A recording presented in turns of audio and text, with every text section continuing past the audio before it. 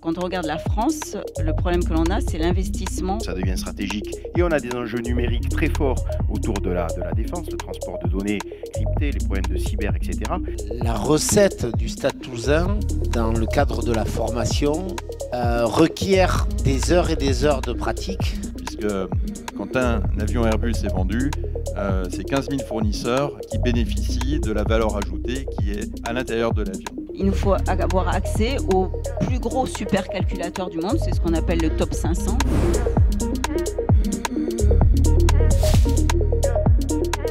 Mesdames et messieurs, bonjour. Donc, je suis Henri Dagrin, le délégué général du CIREF, qui s'honore d'être partenaire de la mêlée et présent avec plusieurs membres, notamment présents en Occitanie, présents donc pour l'animation de cette session consacrée aux décideurs informatiques au cœur du festival de la mêlée numérique.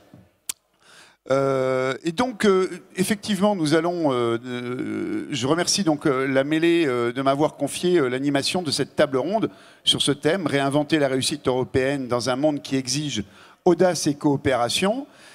Et nous avons le plaisir donc d'accueillir pour traiter de ce sujet qui est ample, bien entendu, qui va être, je l'espère, foisonnant dans les réponses que pourront nous apporter les différents intervenants, et que je vais vous présenter. Donc, nous avons donc le plaisir d'accueillir Madame Catherine Lambert, qui est présidente du CERFAX, qui est le centre privé de recherche et de formation en calcul haute performance, un enjeu absolument majeur dans le monde actuel, qui est également présidente du Club Galaxy, qui fédère les acteurs du spatial, et puis membre de l'Académie des technologies. Bonjour Madame. Nous accueillons également Frédéric Sutter, qui pilote chez Airbus la plateforme de données Skywise, et qui est un exemple mondial de coopération numérique dans l'aéronautique. Par ailleurs, Frédéric est un vieux camarade et je suis toujours ravi de pouvoir échanger avec lui, notamment à la mêlée numérique. Nous accueillons Monsieur Lionel Suchet, qui est directeur général délégué du CNES, le bras armé de la politique spatiale de la France, qui est au cœur des plus grands projets de coopération technologique européenne.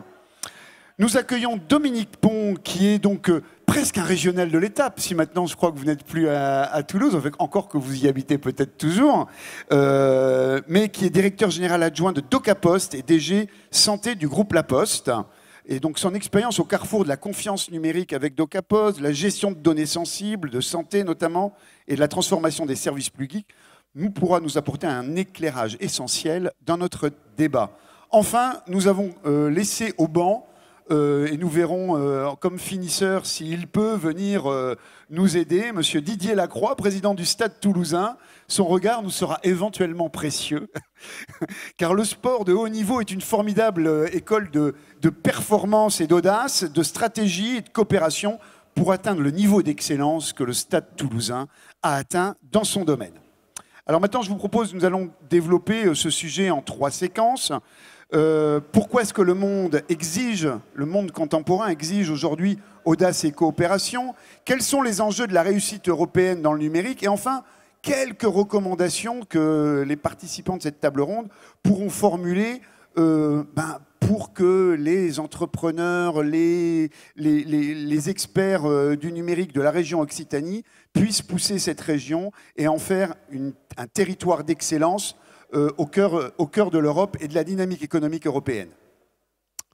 Je vais commencer donc d'abord sur cette séquence. Pourquoi le monde exige-t-il audace et coopération? Audace, coopération, audace, toujours de l'audace. Monsieur Suchet, le secteur spatial donc, est à l'avant-garde de la coopération internationale dans un domaine qui est particulièrement perturbé depuis quelques années par des acteurs de premier plan qui eux-mêmes font preuve d'une audace absolument incroyable, comme SpaceX, comme Elon Musk, les ambitions chinoises.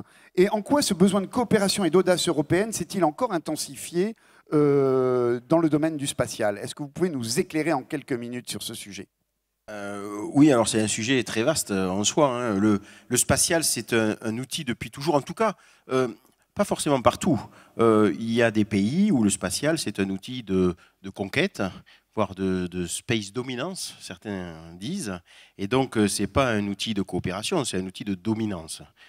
En Europe, je crois que depuis le début, et en France en particulier, depuis le début du spatial, on utilise l'outil comme un outil au service de la diplomatie, au service de la coopération entre les pays. Et d'ailleurs, bon, le CNES a été créé en 1961 dans une démarche très gaullienne à l'époque.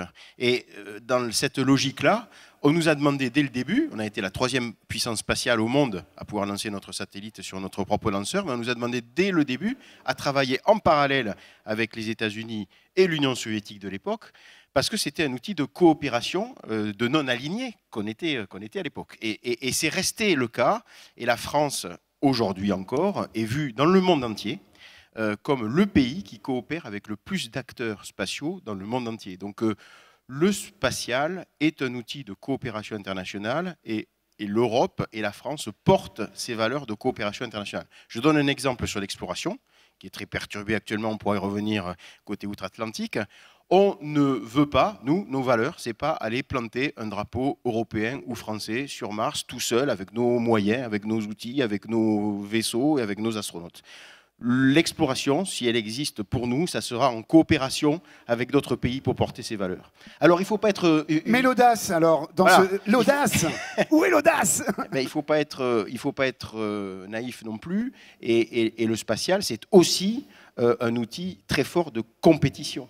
Parce que le spatial est devenu quelque chose d'extrêmement stratégique pour nos forces, mais aussi pour notre économie. Et c'est un différenciateur, je pense, de nos sociétés de demain, celles qui auront le spatial et qui le maîtriseront et ceux qui ne le maîtriseront pas.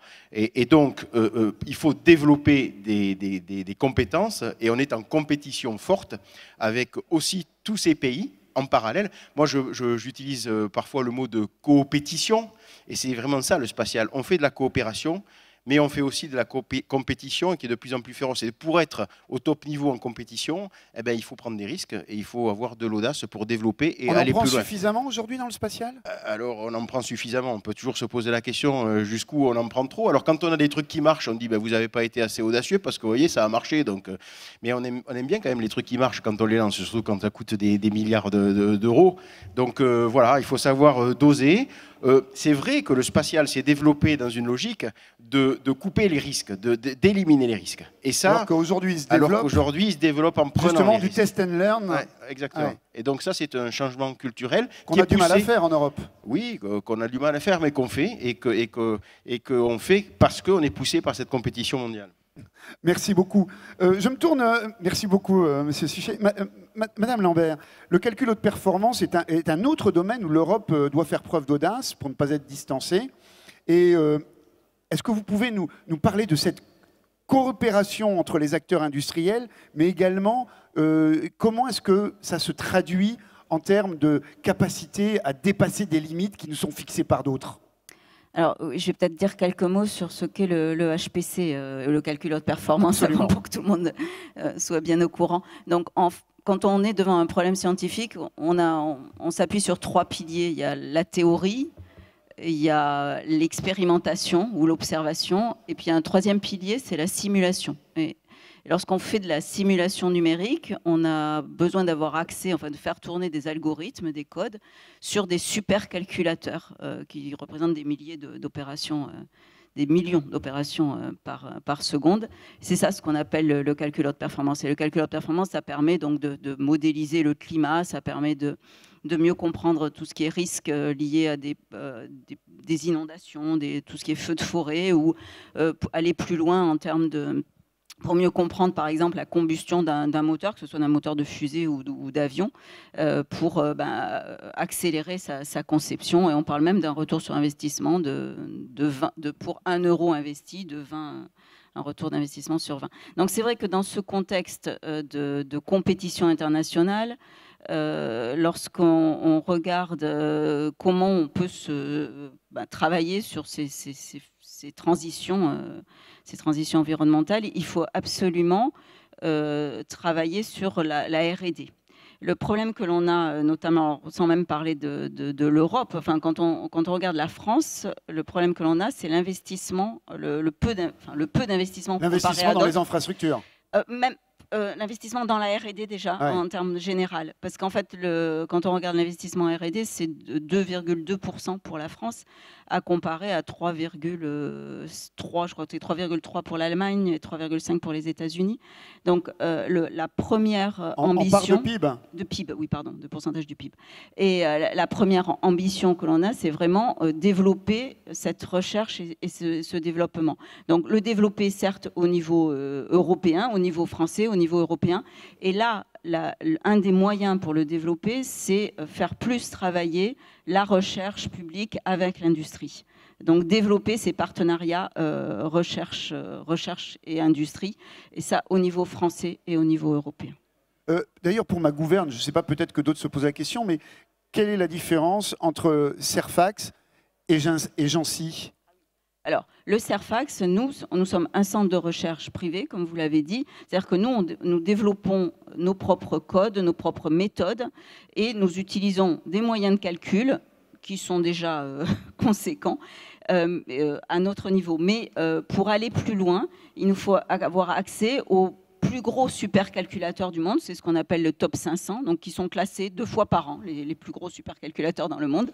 Et Gency, donc l'État français met de l'argent dans Gency de façon à construire cette infrastructure mutualisée. Et donc les laboratoires de recherche et les entreprises peuvent avoir accès à ces moyens de calcul dans la mesure où ils s'engagent à publier.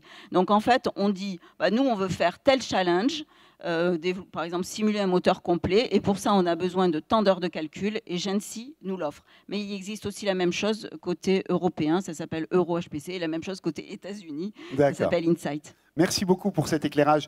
Dominique Pont, chez Docapos, vous êtes donc au cœur des enjeux de confiance numérique.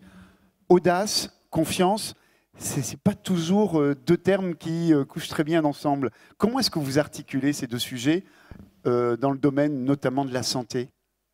En tout cas, ça se pose sur une vision qu'on a du contexte européen en matière d'audace et de coopération. Et pour le dire de façon assez sincère, ma vision de l'Europe dans le domaine du numérique en santé, c'est une vision de vieux, quoi. C'est pas une vision audacieuse. L'Europe, c'est quoi? C'est un cadre de valeurs qui est bien posé dans le numérique en santé. Voilà, un cadre éthique bien posé, on est d'accord. Il y a des valeurs humanistes derrière, on est d'accord. C'est beaucoup de règles, beaucoup de réglementation. C'est-à-dire qu'en gros, c'est pas les jeunes qui fixent des règles, c'est des vieux. Et ça veut dire que l'Europe, c'est un vieux continent, c'est pas un continent en fait qui écrit l'avenir. L'avenir du numérique en santé, en tout cas dans le secteur que je connais, s'écrit outre-Atlantique. Et donc en fait, déjà, juste pour notre survie, c'est-à-dire juste pour faire survivre de l'économie locale, on est condamné à écrire notre avenir par nous-mêmes. Et on est condamné à être audacieux. Et la première des audaces, selon moi en tout cas, c'est qu'il y a une position politique claire et sans ambiguïté de souveraineté européenne en matière de numérique en santé. Tant qu'on ne pose pas ça, tant qu'on n'a pas cette audace de poser cette question de la souveraineté dans le numérique en santé, de toute façon, on ne fera que réguler et subir une histoire qui est écrite par d'autres. Et sans aucun jugement moral. Mais en tout cas, notre survie, c'est ça. Donc la création de champions européens de la donnée, notamment de la donnée protégée, de la donnée de confiance, en Europe, comment est-ce qu'un groupe comme La Poste peut-il s'allier à des startups pour créer cette dynamique en Europe? Pour moi, en fait, déjà, les pouvoirs publics ne donnent pas l'exemple. Ouais, les données de santé des Français sur l'espace, ce qu'on appelle le Health Data Hub, c'est-à-dire les données de santé secondaires, elles sont données à Microsoft Azure. Alain Issarni, c'est un militant, il est dans la salle. Donc déjà, donner cet exemple-là. Une fois que cette impulsion politique en disant non, on doit garder ces données pour nous, on doit aider à l'émergence de gros acteurs du cloud souverain, de la data souveraine, de l'IA souveraine, il doit y avoir cette impulsion politique. Une fois qu'il y a ça, on a un cadre qui est super quand même en Europe et qui favorise la coopération, c'est ce qu'on appelle les espaces de données. Les espaces de données, c'est globalement plutôt une tendance de fédération d'espaces de données avec des contributeurs, des producteurs de données et des utilisateurs de données dans un cadre qui est fixé par l'Europe. S'il y a cette impulsion politique, les acteurs, ils se fédèrent. Je vous donne plusieurs exemples. Avec Alain, on a bossé sur un cloud souverain qui a une alliance entre Docapos, la Caisse des dépôts, Bouygues Télécom, Dassault Systèmes, NumSpot. On a monté une IA souveraine qui fait concurrence aujourd'hui dans les hôpitaux à la suite Dragon Copilot qui truste tout dans les hôpitaux français sur sur la reconnaissance vocale et l'IA en santé, avec Mistral. Donc c'est faisable, c'est jouable, mais il faut qu'on ait un appui clair et net d'alliance avec les pouvoirs publics. Sinon, on ne joue pas à armes égales avec des Google, avec des AWS ou avec des Microsoft. Oui, merci Dominique. On va passer à la séquence 2, parce que je vois que le temps file, c'est dommage, mais j'aurais vraiment aimé creuser ce sujet avec vous. Les enjeux de la réussite européenne dans le numérique. Alors, Catherine Lambert, l'Europe, on dit tout le temps, a des atouts formidables, de toutes les compétences, tous les industriels, tous les moyens. Il ne se passe rien. Manifestement. Ah pardon, mais je t'ai oublié, mais Frédéric, mais oui. Mais j'étais presque inquiet. Tu avais bien parlé, ton vieux copain, ton vieux camarade, mon vieux et c'est le premier qui oublie. Désolé. Airbus a fait des paris audacieux. Qu'est-ce qui a motivé cette démarche de coopération aussi radicale que Skywise? Vas-y, parle-nous de Skywise. Pardon. C'est important pour rebondir sur les interventions. Alors, en quelques mots, qu'est-ce que Skywise? Skywise, tout le monde ne connaît pas, c'est un écosystème de collaboration pour l'aéronautique. Et aujourd'hui, on fête notre 10e anniversaire de Skywise. Et c'est, je peux dire, en vous donnant quelques chiffres, un programme sur lequel nous sommes tous très fiers. Et Airbus a été pionnier dans la mise en œuvre d'un écosystème collaboratif autour de la donnée. Aujourd'hui, on est à pratiquement 12 000 avions qui partagent ces données sur la plateforme. Ça représente sur un volume, donc tout fabricant confondu, ça représente à peu près la moitié de la flotte commerciale en service qui partage les données. De la flotte commerciale mondiale? Mondiale, donc d'avions de plus de 100 places. Et Boeing, pas uniquement des Airbus. Boeing, Embraer et autres. Et donc, c'est vraiment une plateforme qui est utilisée en propre par de nombreuses compagnies aériennes, et qui permet de collaborer autour de la donnée. C'est aussi plus de 54% de la flotte Airbus en service qui collabore avec les ingénieurs Airbus du support, du bureau d'études, autour des problématiques d'optimisation de la flotte.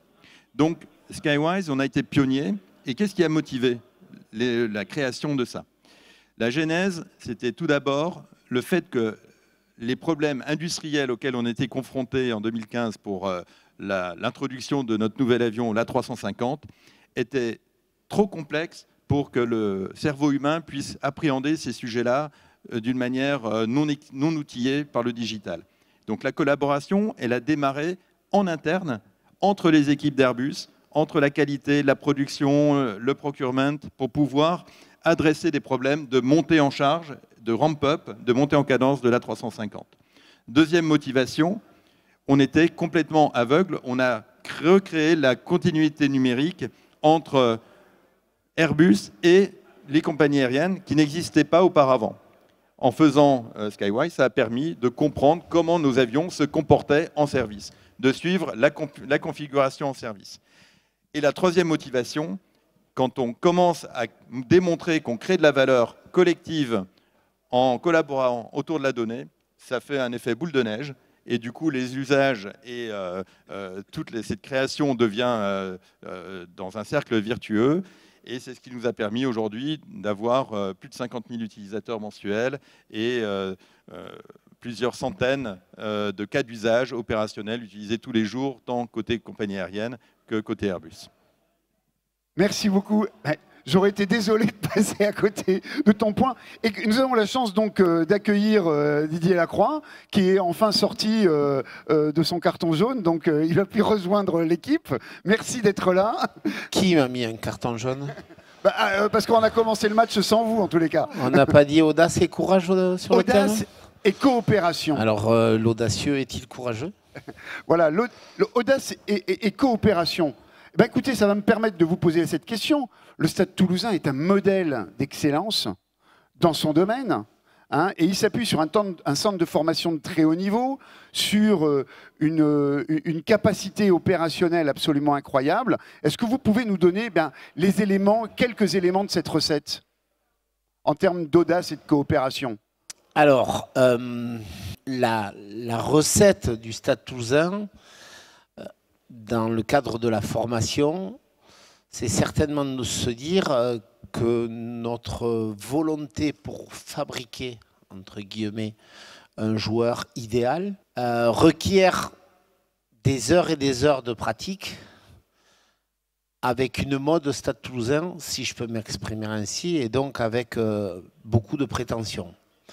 Qu'est-ce que ça veut dire? En fait, fabriquer le joueur idéal du Stade Toulousain, c'est un joueur qui se veut peut-être différent des autres dans un registre sportif avec 3 préceptes. Le premier, c'est la lecture d'une situation. Le deuxième, c'est de faire preuve d'adaptation et de choisir la stratégie. Et le troisième, c'est la vitesse. La vitesse dans toutes ses composantes. Autrement dit, que l'on soit à 14 ans sur le terrain ou que l'on soit dans la dernière action de la finale où Romain Tamac saisit le ballon et fait le choix de courir à la 78e minute, d'effacer 3 défenseurs et de marquer, plutôt que passer ou plutôt que taper. Cette situation-là, on essaye de mettre les joueurs le plus de fois possible dans leur vie dans une situation qu'ils ont à lire. Ils doivent choisir en fonction de leur qualité, de leur niveau de forme du moment, du niveau de forme du moment de leurs adversaires, donc de leur taux de fatigue quelque part à ce moment-là, pour le dernier exemple. Les qualités de vos partenaires également, faire ce choix-là, compte tenu de la situation que vous avez lue, et tout ça dans une vitesse qui est à haute intensité. Intellectuelle, physique. Intellectuelle et physique. Autrement dit, la même situation que l'on vit à 14 ans et la situation qu'on vit en situation de phase finale pour gagner un titre, la différence, c'est uniquement la vitesse. La vitesse de décision, parce que vous avez peu de temps pour décider, la précision avec laquelle vous devez le faire, et bien sûr la vitesse d'exécution dans ce que vous allez faire. Mais le départ, la formation, elle est identique. Bien sûr, le deuxième point qui est l'adaptation à son savoir-faire, il est différent à 14 ans et à l'âge de Romain dans la situation que je décris. Pourquoi? Parce qu'entre-temps, on l'a fait travailler, et on l'a fait travailler pour qu'il ait tous les registres de jeu. C'est-à-dire que s'il avait fallu jouer au pied ou faire une passe en cloche ou garder le ballon comme il l'a fait, on l'a fait travailler dans toutes ces situations-là. Et en fait, plus on a eu le temps de donner cet apprentissage, plus on se rapproche de ce joueur idéal. C'est-à-dire que dans votre esprit, le joueur idéal, par ailleurs, c'est celui qui est idéalement en situation de coopérer et de prendre des décisions audacieuses. Il a la liberté de sa décision, qui est primordiale. Donc, on vient de parler d'audace à l'instant, à lui de faire preuve d'audace et de tenter les choses. Parce que la pire des choses, c'est de ne pas tenter. Ouais. Et en fait, le Stade Toulousain, au-delà du contexte économique, du milieu des années 2010 et maintenant, ce que l'on a débridé à un moment, c'est de réautoriser à la plus jeune génération de tenter et d'être audacieux. À un moment où elle était cornaquée par une fin de génération qui, malheureusement, elle, était peuplée de sachants, parce qu'eux avaient gagné, mais ils n'avaient plus l'audace, voire même plus la lucidité sur leur réelle capacité et, dans ce cas-là, le manque de vitesse. On va y revenir. Merci beaucoup pour votre éclairage. Donc, je reviens sur cette deuxième séquence sur les enjeux de la réussite européenne dans le numérique. Alors, je vois que le temps file, mais tant pis pour Édouard Forzy, on dépassera s'il faut dépasser. Donc, l'Europe a des... Moi, je peux l'assumer. Hein, oui, non, mais... c'est que ça, au point où j'en suis... Bon, tant pis, hein, vous le prévenez déjà. Donc... L'Europe a des atouts formidables. Alors, je le disais, on a la compétence, on a les industriels, on a les savoir-faire. On a l'impression de disposer de tout ce qu'il faut pour réussir, pour être des champions mondiaux. Et ça ne marche pas. Alors c'est quoi les enjeux de la réussite européenne dans le numérique de votre point de vue? Pour moi, il y en a 3. Alors, je ne dirais pas que ça ne marche pas. Il y a quand même quelques, Oui, je résume. quelques réussites. Hein, mais il y en a 3. Le premier, c'est vraiment continuer à mettre en place des infrastructures communes. Alors, par exemple, on a parlé du HPC. C'est mettre en place des supercalculateurs qui soient accessibles à la recherche et à l'industrie pour favoriser les partenariats, développer l'économie.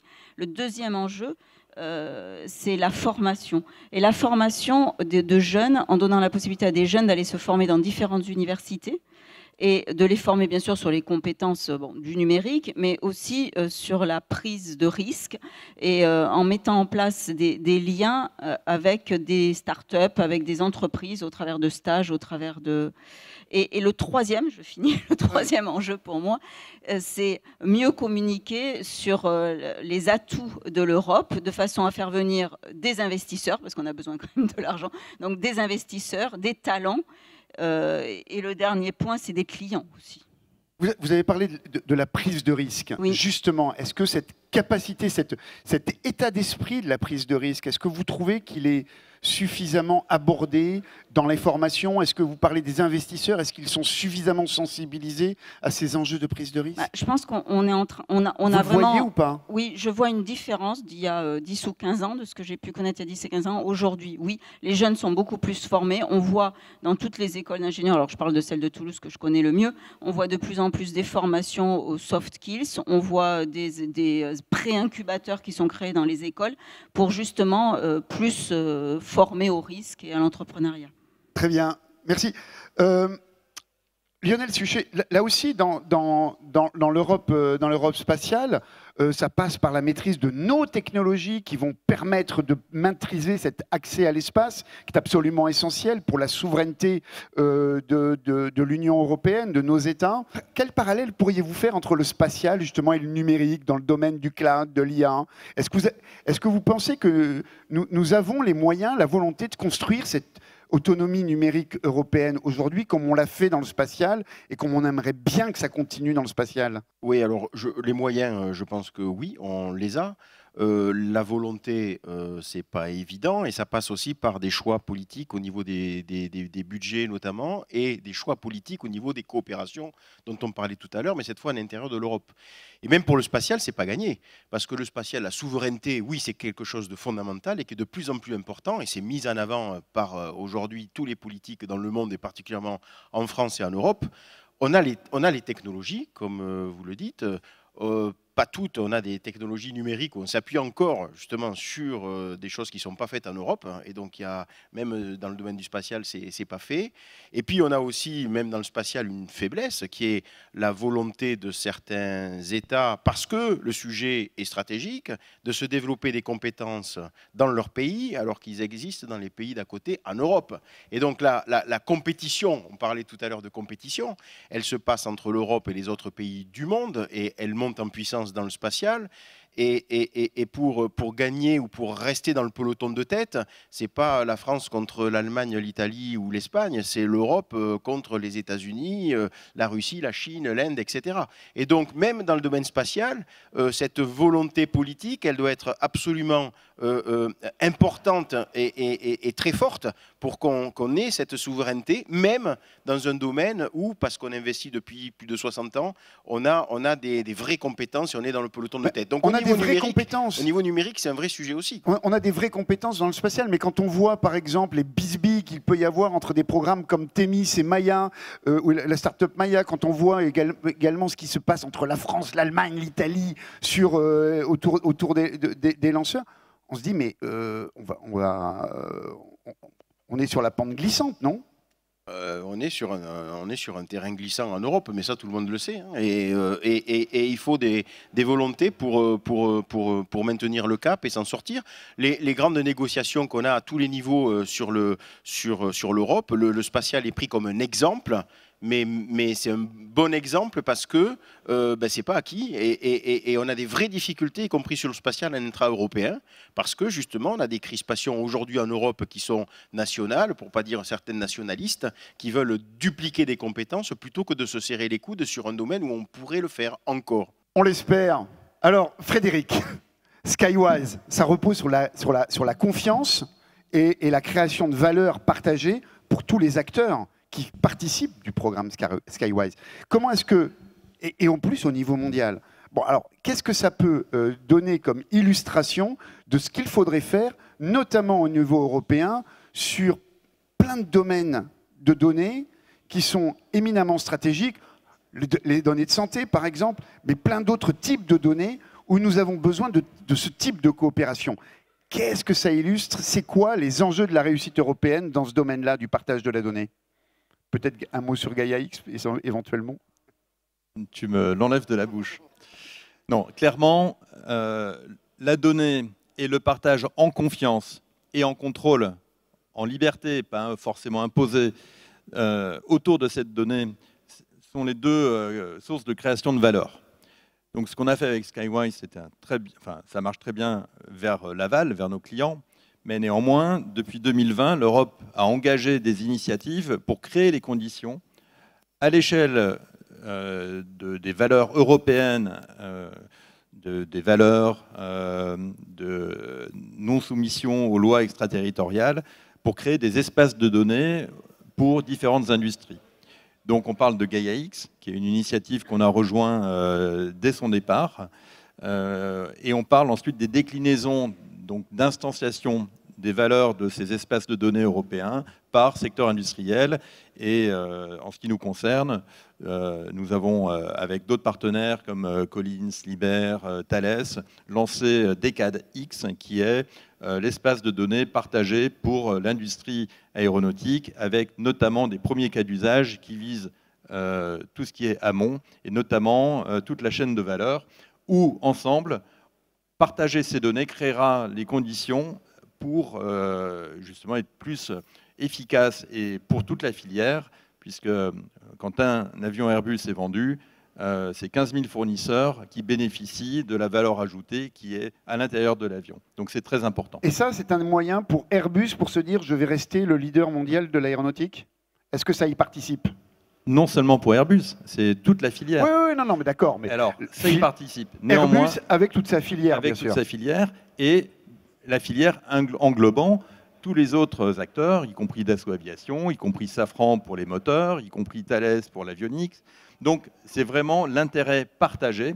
Néanmoins, aujourd'hui, notre différenciation qu'on doit avoir au niveau européen vis-à-vis des GAFAM et autres Big Tech US, c'est de créer les conditions d'une innovation à l'échelle européenne, à travers des programmes d'open source pour créer justement les conditions de ce partage de données en confiance. Et donc faire des choix. Et faire des choix. Et c'est tout l'enjeu de programme Gaia-X, entre autres. Merci Frédéric. Dominique Pont, la réussite européenne passe-t-elle par la construction d'un nouveau modèle de capitalisme technologique, notamment dans le domaine de la santé, basé sur une réflexion éthique, sur une régulation, notamment sur la base de règlements comme le RGPD, ou est-ce qu'il faut penser à autre chose? Je pense qu'il faut penser à autre chose. Ouais, concrètement, ce que je pense, c'est qu'en tout cas dans mon secteur, dans le numérique en santé, le premier truc au niveau européen, c'est l'humilité. On est trop intello. On veut embrasser trop de sujets, on veut être les meilleurs dans tout, mais concrètement, pour aller au bout d'idées... bon à rien. Ouais, il y a un côté un peu candide et un peu arrogant.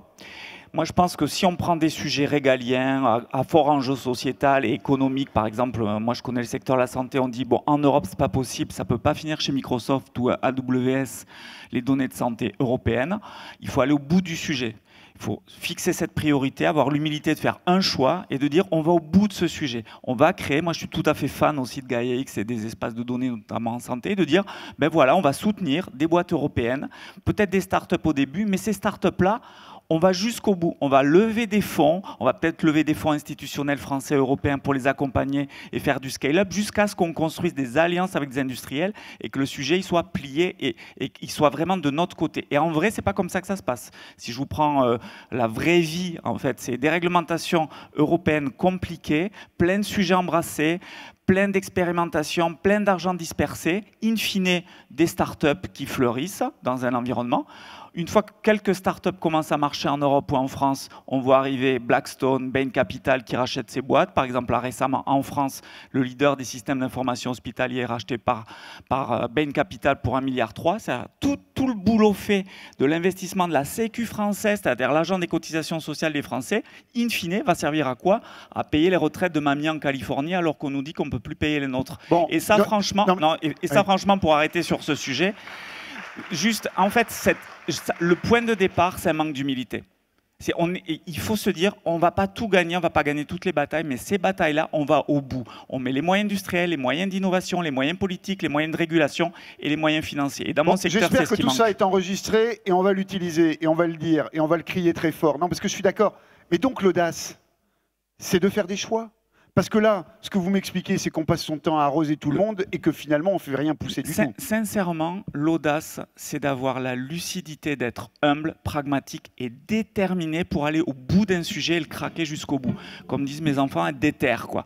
Il faut rester dans cette ligne-là et plier le sujet. Et ça, franchement, regardez comment fonctionne l'Europe. On intellectualise dans les salons, on ne va pas au bout du sujet. On ne va pas jusqu'à gagner le match. Franchement, dans mon secteur en tout cas, c'est ce que je vis. Bon, on n'est pas ici pour intellectualiser, même si on est dans un salon et bien assis. Didier Lacroix, comment on fait pour ne pas intellectualiser justement sur ces sujets-là? Éclairez-nous, comment est-ce que l'on fait pour transférer la compétence que vous avez avec le Stade Toulousain, cette excellence, notamment dans l'audace, comment on le dit aux entrepreneurs du numérique? Comment est-ce qu'on fait? En toute humilité, le rugby est un petit milieu et certainement que la concurrence, même si elle est aiguisée, elle est quand même moins grande que sur les secteurs que l'on vient de déterminer. Nous, on est sur un monde particulier, on parle presque de regroupement européen pour pouvoir, enfin c'est pas presque, c'est de regroupement européen pour aller conquérir le monde. Pour nous, la seule équipe européenne qui s'appelle les Lions, ils ont fait ça entre Britanniques, ils n'ont pas pensé à inviter les Français. Donc, on n'a pas d'équipe européenne pour l'instant. On a un championnat européen. On est en train, et ça va être intéressant, de penser de plus en plus fort à une fin de championnat anciennement européen, parce que depuis 3-4 ans, les profs de géographie, ça en étouffe. On a rentré l'Afrique du Sud, qui n'est pas tout à fait en Europe, comme chacun sait, d'autant plus que... Ouais, mais elle est à peu près sur le fuseau horaire. C'est pour ça qu'elle est là, d'ailleurs. C'est pour ça qu'elle est là. En fait, sans rentrer dans la technique, les Sudaf jouent un championnat assez nouveau qui existe depuis 5 ans avec les Celtes, donc avec nos amis gallois, écossais, irlandais, italiens et Sudaf. Et donc les 3 championnats, le championnat anglais, le championnat français et le championnat celte, qualifient pour ce qu'on appelait la Coupe d'Europe, qui s'appelle maintenant la Champions Cup. Et l'étape d'après, c'est qu'on ne finisse pas uniquement avec ces nations-là, mais qu'on se regroupe sur la fin des phases finales avec les Néo-Zélandais, les Australiens et les Japonais, et les Argentins, pardon, qui sont les nations majeures, pour pouvoir faire un championnat du monde des clubs en alternance avec le championnat du monde des nations. Dans ce contexte-là, on aura certainement une meilleure réponse de la part de Didier Lacroix dans le salon dans lequel nous sommes. Vous voyez ce que je veux dire? Ouais. Donc, on est très loin, en fait, de ces regroupements européens et de la prétention que l'on peut avoir, comme le disait Dominique, sur ces sujets-là. Moi, j'aime bien... Mais c'est quoi la gagne qu'il faut mettre en œuvre? J'allais y venir. En fait, ce qui nous unit tous, c'est qu'à un moment, en termes d'état d'esprit, en termes de manque d'humilité, pourquoi on en prend 40 la semaine dernière? Pourquoi le Stade Toulousain en prend 40? D'ailleurs, je suis en bleu depuis. Hein. C'est pour préparer Castres, je vous expliquerai. On fait ça à l'apéro tout à l'heure. Une vieille amitié. De façon assez décelable, c'est le manque d'appétit et c'est le manque d'humilité. Parce qu'on a préparé tant de matchs avec une certaine facilité, comme le disait Dominique, là-dessus, l'humilité, ça ne faille pas. Donc l'audace, on peut l'avoir. Mais l'audace, si tu n'y mets pas l'humilité, c'est du grand n'importe quoi. C'est une bouillie de rugby. Bon, donc et l'audace, avec de la détermination et avec de l'envie, c'est quelque chose de qui permet de se sublimer. Donc on aurait dû dire... sur des choses qui sont très basiques, mais qui, sur un terrain, ça vous remet vite les idées en tête. Donc je demande à la mêlée là, de changer tout de suite le titre, réinventer la réussite européenne dans un monde qui exige audace, coopération et humilité. On est d'accord? Voilà. Merci beaucoup. On passe à notre phase 3. Il nous reste un peu de temps. Recommandations pour les dirigeants du numérique en Occitanie. Les dirigeants, les décideurs du numérique, les directeurs des systèmes d'information, mais oui, également tous les entrepreneurs du numérique. Alors Frédéric, rapidement, quelle est ta recommandation principale pour éclairer tous ces entrepreneurs, tous ces DSI, à partir de l'exemple de Skywise? C'est d'y aller, mais pas d'y aller en faisant des POC et des sommes de petits trucs. C'est y aller sur le problème majeur confronté par le métier de l'entreprise, auquel le DSI peut répondre en apportant de l'audace dans des choix de coopération différentes que je vais résoudre le problème dans mon ERP, dans mon PLM, avec mon système, mes propres standards. Non, aujourd'hui, on ne gagnera qu'ensemble, en étant audacieux, en faisant des choix rapides. Et pour ça, eh ben, il faut viser gros dès le départ. Ça n'empêche pas de commencer, on va dire, avec étape par étape, mais vraiment d'adresser des vraies problématiques métiers majeures qui permettent de montrer que la coopération réinventée, audacieuse, permet de créer de la valeur conjointe pour l'ensemble des participants. Et ça, vraiment, je pense que c'est un changement radical par rapport à du test, j'y vais pas, mais c'est pas souverain, mes données, enfin, oui, mais effectivement, la techno est prête. Il faut être en confiance. Oui, tu devais dire un petit mot aussi pour dire et rejoignez GaiaX. Et par ailleurs, rejoignez Decadix pour les industriels de l'aéronautique. L'association existe, donc venez participer premièrement à des cas d'usage concrets opérationnels pour la supply chain, pour ceux qui travaillent dans ce milieu avec Safran, avec Airbus, avec Thales en local. Pas uniquement les donneurs, enfin les fournisseurs de premier rang d'Airbus, mais sur l'ensemble de l'écosystème. On vous attend dans l'association Decadix et par ailleurs, pour l'ensemble des industriels, de la filière et des filières, rejoignez GaiaX. C'est vraiment une initiative. On a besoin des utilisateurs, on a besoin des service providers, mais on a besoin de créer en Europe quelque chose à l'échelle pour offrir des alternatives aux GAFAM. Et je rappelle que GaiaX est une association européenne de droit européen qui est aujourd'hui présidée par Catherine Gestin, qui est la Global CIO du groupe Airbus. Catherine Lambert, vous-même, quels conseils vous allez donner aux entrepreneurs, aux décideurs informatiques, aux décideurs numériques pour engager ces collaborations avec les laboratoires de recherche, avec les centres de calcul, afin de rester à la pointe de l'innovation technologique? Alors, pour moi, il y a un mot qui a été rappelé souvent, c'est ensemble. Donc, ça veut dire que la première chose, c'est s'impliquer dans des réseaux. Alors, la mêlée numérique en est un, c'est très bien. C'est le plus beau. Moi, je parlerai aussi du Club Galaxy, qui réunit les acteurs du spatial. L'idée, c'est en fait de travailler avec d'autres acteurs et dans un climat de confiance, convivial et de confiance, pour créer ensemble. La deuxième recommandation, c'est travailler plus, en effet, pour essayer de rapprocher le public, les acteurs de la recherche publique avec le privé. Et là, il y a beaucoup d'initiatives. Il y a des possibilités de monter des équipes communes, des laboratoires communs, des bourses CIFRE. Donc, on a plein de possibilités et ça semble essentiel si on veut aller plus vite sur l'innovation. Et puis, bien sûr, il y a le CERFAX, si jamais vous voulez en savoir plus. Non, mais c'est vrai que vous venez de l'évoquer, je pense qu'il y a peu de gens qui connaissent, mais effectivement, le dispositif CIFRE est tellement peu utilisé, notamment en France. Enfin, CIFRE, c'est les contrats industrie pour la formation par la recherche. C'est un dispositif qui permet de faire financer pour partie des contrats de doctorants dans les entreprises. Ce sont des dispositifs remarquables qui sont insuffisamment utilisés. Et nous, on travaille beaucoup au CIREF pour que dans le domaine des direction du numérique, des grandes entreprises, des grandes administrations publiques, on recrute des CIF. S'il faut le répéter, s'il n'y a pas plus... La France est peut-être l'un des pays où on a le moins de reconnaissance vis-à-vis du doctorat. Et c'est vraiment vraiment dommage. Je pense que nous avons tous intérêt à porter ce sujet. Pour les jeunes, aller vers le doctorat. Pour les entreprises, recruter des doctorants en contrat CIF, je crois qu'il faut le dire. Et ça sera un des éléments, justement, qui feront que on s'en sortira mieux dans l'avenir. Et c'est une question d'avenir. Je vous remercie beaucoup. Je passe à vous, Lionel Suchet. Quelle serait votre principale recommandation pour les entrepreneurs, pour vous-même? Quels sont les domaines, d'ailleurs, peut-être que porte le CNES, qui seraient des domaines où l'Occitanie pourrait apporter des opportunités d'excellence pour l'ensemble de la filière numérique?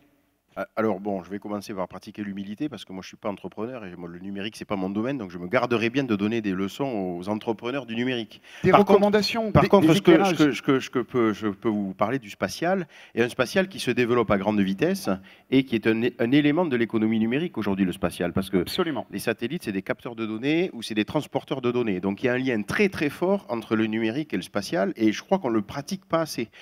D'autant plus que le spatial, il y a deux domaines historiques sur lesquels ça s'est développé, que sont la science et la défense. Et on fait des missions scientifiques de plus en plus extraordinaires. La défense se développe, alors heureusement ou malheureusement, beaucoup parce que ça devient stratégique. Et on a des enjeux numériques très forts autour de la défense, le transport de données cryptées, les problèmes de cyber, etc. Et puis aussi, on a un spatial qui se développe dans tous les domaines économiques. C'est-à-dire au-delà de la recherche et de la défense, on a un spatial qui répond aujourd'hui à des enjeux pour la pêche, l'agriculture, l'aménagement du territoire, le BTP, le transport aérien, mer, terre, tout un tas de domaines économiques qui tirent ou qui peuvent tirer parti de la donnée spatiale. On a en Occitanie 25% de la workforce européenne du spatial qui est autour de Toulouse, donc c'est quand même extraordinaire.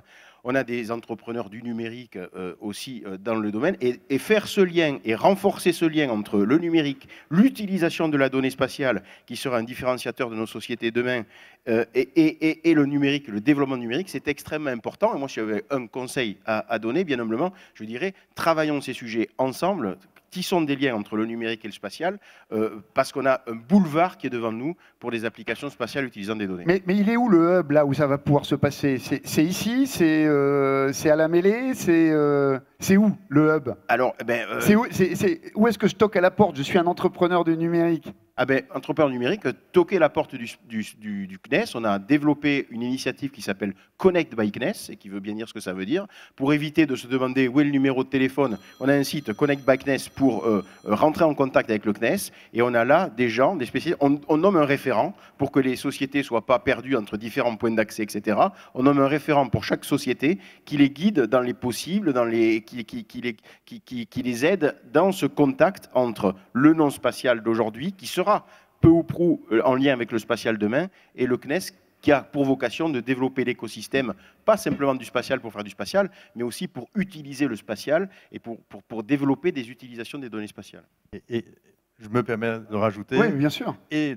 À Toulouse, on a la chance de pouvoir avoir les applications à la fois civiles et militaires, avec l'inauguration le 2 juillet dernier de la nouvelle BA-101 à vocation spatiale. On en a parlé là-haut, la base du commandement de l'espace.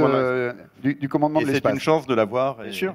Pour le numérique. 25% de la workforce spatiale, elle est ici autour de Toulouse, européenne, pas française. Bon. Donc les leviers de coopération, ils existent, et il faut maintenant les actionner de manière beaucoup plus dynamique. Il faut y aller. Dominique Pont, vous avez également une grande expérience des partenariats publics-privés dans le domaine de la santé. Et là également, comment est-ce que vous recommanderiez pour l'ensemble de ces entrepreneurs de développer ces coopérations audacieuses pour créer des solutions innovantes qui puissent s'imposer à l'échelle européenne? Comment est-ce qu'on fait? Moi, mon seul conseil, c'est dans un monde actuel trouble, anxiogène, limite flippant, c'est quand même chaud d'être un entrepreneur du numérique, même en Occitanie. Et mon conseil, c'est d'être optimiste. J'ai toujours pensé... On va tous crever, mais il faut être optimiste. J'ai toujours pensé, en fait, dans la vie, qu'il y a les pessimistes et les optimistes. Et ce qui est génial avec les pessimistes, c'est qu'ils ont toujours raison, parce que quand ils te prédisent qu'un jour ça va être dur et que ça va merder, un jour forcément c'est dur et ça merde. Mais les amis, ceux qui écrivent l'histoire des sciences, des technologies, des entreprises, des clubs de rugby, c'est toujours des optimistes. Donc si vous voulez écrire votre histoire, soyez optimiste. Merci Didier. Alors, Quel conseil? Quel conseil avant de parler du week-end prochain. En étant très terre à terre, parce que c'est aussi notre fonction, à quoi peut servir le Stade Toulousain pour eux? Le Stade Toulousain, très souvent, c'est une vitrine. On est là parce qu'on peut mettre en exposition un savoir. On peut arriver à vulgariser les choses.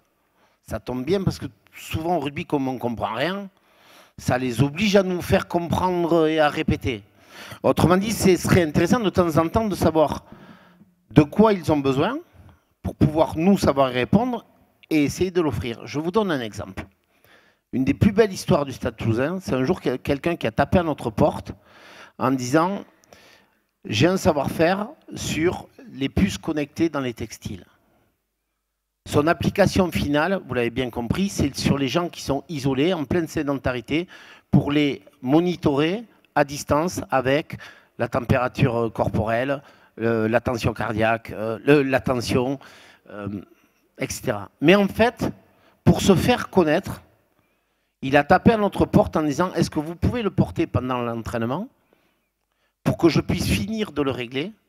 Et il est parti après présenter son innovation aux États-Unis, en plein salon, et il a gagné effectivement un prix qui a permis de lancer sa start-up. Nous, on a juste servi à porter les vêtements qu'il avait commencé à concevoir. Et en fait, on a pu avoir un écho médiatique qui a été un accélérateur assez fulgurant de la connaissance. On a de surcroît, parce qu'il y a un certain nombre de clubs d'entreprises au sein même de notre club, des gens qui sont prêts à les accompagner et à investir. Donc, si moi j'avais un conseil à donner, c'est définissez vos besoins, venez taper à notre porte, et nous, si on sait donner un coup d'accélération sur la vitrine médiatique que ça peut avoir, ou sur la compréhension de cette problématique, on sera prêt à le faire. Stade Toulousain Proven, c'est le prochain ticket que vous allez aller rechercher auprès de Didier Lacroix, mais également au CNES, chez Skywise avec Airbus, au Cerfax et bien sûr auprès de la Poste et de DocaPost. Je vous remercie. Bon, 18h02. Si je vais vous proposer juste deux mots, une phrase justement positive, une phrase optimiste pour engager ces jeunes gens et ces moins jeunes, excuse-moi Alain, justement sur le futur. Allez, commençons par vous, Catherine. Oui, alors moi j'aurais un clin d'œil à l'histoire. Donc c'est créons des effets Médicis en fait, parce qu'à l'époque de la famille Médicis à Florence avait réussi à booster l'innovation en accueillant des profils très divers, des sculpteurs, des artistes, des scientifiques. Et c'est le fait d'avoir ces personnalités de différentes cultures, de différents horizons qui ont permis de booster l'innovation. Donc créons chacun à notre niveau des effets Médicis. L'Occitanie, la future Florence. Dominique. Bon, une seule phrase, lâchez pas l'affaire. Merci. Didier. Moi, je vais le voler à la loterie nationale. Un jour, ils avaient fait un slogan en disant 100% des gagnants ont tenté leur chance. Il n'y a que ceux qui tentent rien qui ne peuvent pas y arriver. Merci. Lionel. Et pour prendre la suite, il y a énormément de chances à gagner dans le spatial parce qu'on est quand même à l'heure des pionniers, encore, quoi qu'on en dise. Et on a des boulevards devant nous et on a besoin de toutes les forces pour développer le spatial, et particulièrement en Occitanie. Merci. Vieux camarade, tu finis, tu termines. Tu ne m'as pas oublié, merci Henri. Non, on n'en est qu'au tout début. La collaboration autour de la donnée en confiance, il y a tout à construire. En tout cas dans les données industrielles. Donc allons-y ensemble et créons nos champions de demain. Eh bien écoutez, je vous remercie. Vous pouvez les applaudir. Mille et mille merci, messieurs, madame, messieurs. Et merci à vous de nous avoir écoutés. Merci On prend pas de questions, mais les questions tout à l'heure, vous allez voir, on va avoir le temps, on a toute la soirée pour les questions. Et vive la mêlée, vive les 25 ans de la mêlée numérique. Et encore merci pour cette organisation, cher Édouard.